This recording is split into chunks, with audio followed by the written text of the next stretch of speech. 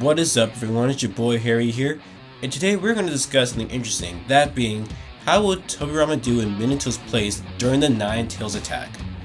Obviously, Tobirama and Minato easily been compared to each other multiple times over and over again, and to this day, their fight alone is probably one of the most debated, if not the most debated fight in Naruto fanbase. As well as since they're being compared, a lot of people have also argued how will Tobirama do in this situation, arguing whether or not he would do well and do even better than Minato could, or just get completely washed by the Nine Tails and Obito. Today, I'm here to give my thoughts on the situation here, and that's actually basically it. Just give my thoughts on what he could do, and see if he could actually succeed or not, and where he does good and where he does bad in. If you guys like this concept, leave a like, hit a subscribe, and share with other people, and yeah, let's jump right into the video. First, I want to establish this right here. We're talking about two different scenarios.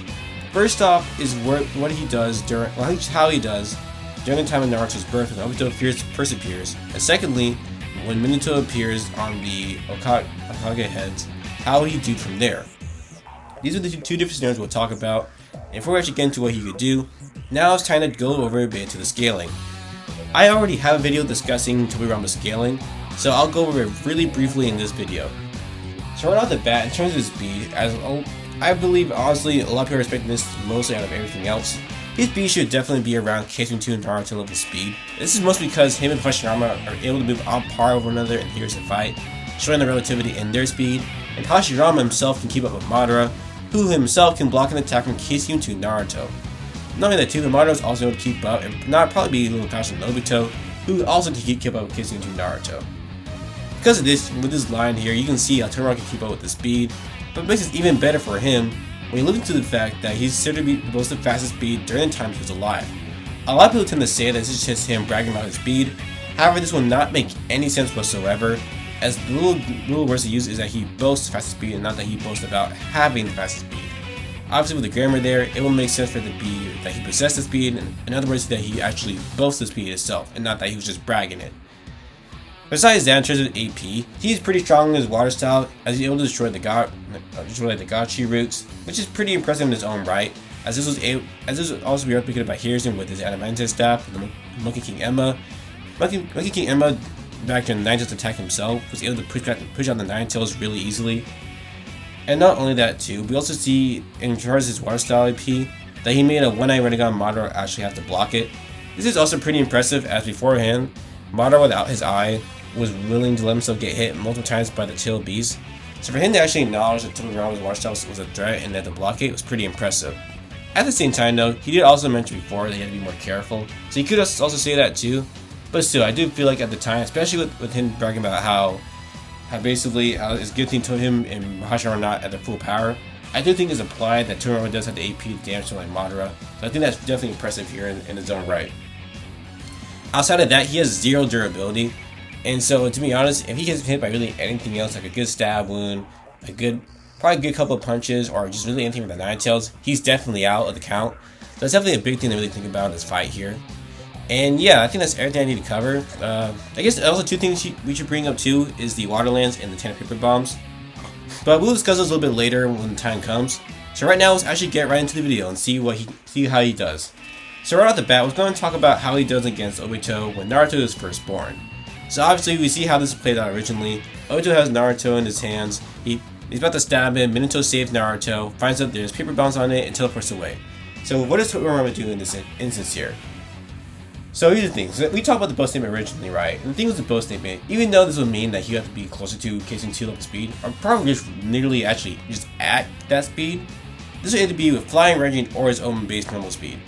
So what does this mean for this scenario here? Well, this means that, depending how we look at Minato with the speed here, this will definitely mean that, it means the chance that he can actually get to Naruto before Obito stabs him.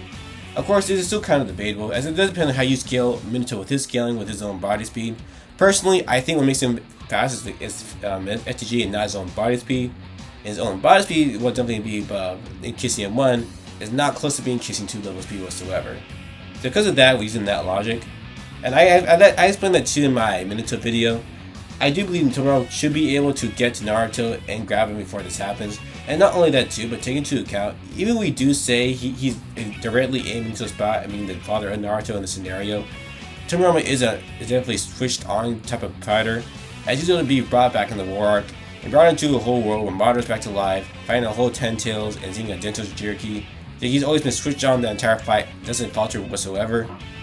So because of that, I do feel like he will definitely be on timing and definitely able to kill Obito right then and there. Always making Obito phase out, leaving Naruto safe.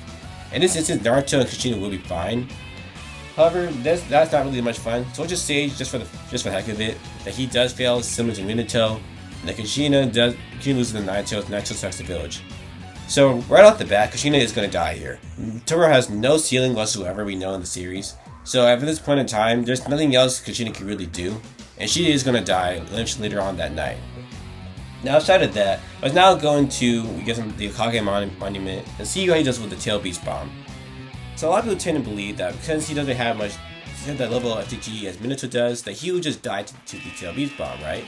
Well, I disagree. It is obviously true, obviously true that Minato's FTG is much better than Tobirama's. However, we do see in the war that he does ask Minato if he can teleport at least 2 of the Tail Beast Bombs, as he can get the other 2. This is pretty important, as this does show he can teleport Tail Beast Bombs. It's also kind of backed up too, as he'll teleport 2 Nine Tail halves by himself. So because of this, even though to do this barehanded without doing the same thing Minato did, he should be able to teleport the Tail Beast Bomb. Now comes to the next part, that was Obito showing up right behind him. Now here's the thing, now with this part right here, it might play out the same way with Minato here as well. However, I will give the option whether or not what would happen if Tobirama couldn't actually teleport the Tail Beast Bomb away. Just for the fun of it. If he can't actually teleport the bomb away, then most likely with this speed, as discussed before, he should be able to jump out of the way. However, how does that now play with Obito teleporting coming in? Now the thing is, in my personal opinion, if he does have to jump out of the way of the Tail Beast Bomb, I do feel like this would be an easy win for Obito here. At this point in time, Tobirama will be preoccupied jumping out of the way, leaving Obito enough chance to get close to Tobirama and suck him up into the common dimension.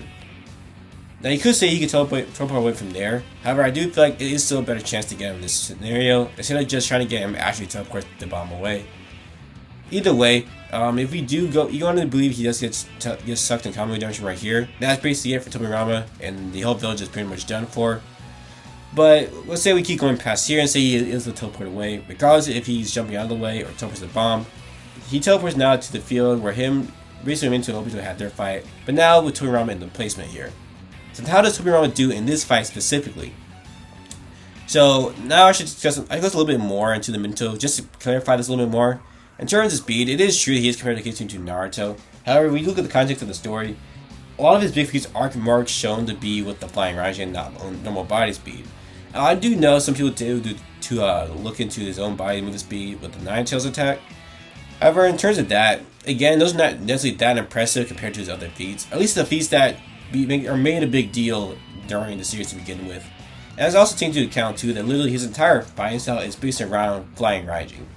Not only that too, we see in the fight, as a lot of people tend to believe that Minato does bliss Obito here. Minato makes it very clear in his own head how fast Obito is and how much danger he is, as well as admitting this to Naruto himself about how dangerous he was and how he predicts all of his moves. Now a lot of people tend to look into the time he does attack Obito and say, well, that's not true because he attacks him here. Obviously, we know he attacks him here, and that's because he's going to outsmart him using the flying Raijin. However, the context of that sentence is supposed to be how before then, Minato could not land a hit with his own body speed and had to use flying Raijin, a high level of flying Raijin, in fact, to even get to Obito and close the distance. Because of this, then we already discussed with Tobirama speed. You guys already get the idea of how I feel with both their body speeds, and that Tobirama is faster than Minato in regards to body speed. Because of this, in this fight necessarily, I can honestly argue that he should be able to run up to Obito and slice his head off pretty well. Now, of course, let's just say, for the sake of the argument, that Obito can still teleport away through him, right? Well, if that's the case, flying Raijin. In the sense, basically I'm trying to get here, Obito is screwed in this fight. But either Tobirama's own body speed or the flying Raijin that's taking him down. And not only that too, but I do believe that knowing how Tobirama is as a fighter, that we show in the series, he will definitely just go for the kill right off the bat. Alright everyone, this is me post-editing this video. Originally I had a long segment talking about how Tobirama will do against the Nine Tails. However, considering how long the video was going to be, and also something I said in that little segment, I'm just going to delete it. it was kind of dumb, so I'm just gonna get rid of it. But you know, at least still giving my thoughts on the whole thing. Obviously, after he beats Obito, they'll lead to Tobirama and Hiruzen fighting off against the Ninetales. What I would say as of now, those two will probably end up dying to the Ninetales. The Ninetales itself is very strong, the strongest of all the tail beasts. 50% of it was able to pretty much fight back against all the other tail beasts. So yeah, they probably would die there. At the same time though, you could argue that considering how well Hiruzen was doing on his own, you can argue that both of them, after going over Tobirama's scaling, that they could potentially take it down.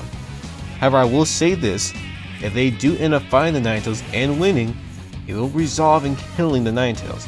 Unless Hiruzen has some type of sealing ability that allows him to seal off the Ninetales, or someone else in the village has a way to seal off the Ninetales besides someone else. And that's kind of the gist you're going to have here. So, overall rating, see how he does. Turns against Obito, he does pretty well against him, as he should be able to be fast enough to combat all of his abilities. However, in terms of protecting the village from the Ninetales, Tobirama will pretty much just fail. He does not have the same level of sealing, or doesn't have any sealing like Minato's, and his fight margin is not as good as Minato's. Unlike Minato, who was able to pretty much make sure the village was safe alongside the Ninetales and Obito, Tobirama will be able to fight the Ninetales and Obito, but won't keep the village safe. The village will definitely crumble. Either way, thank you guys so much for watching to the end of the video. More videos will be coming out sooner, and also, apology for lack of uploads. I'll definitely try to post more stuff as time goes on. If it's cool and all, I'll try to balance that out. But anyway, that'll be it for this video. Make sure to leave a like, subscribe, check out these playlists that are coming up here. And yeah, this is your boy Harry, signing out. Peace.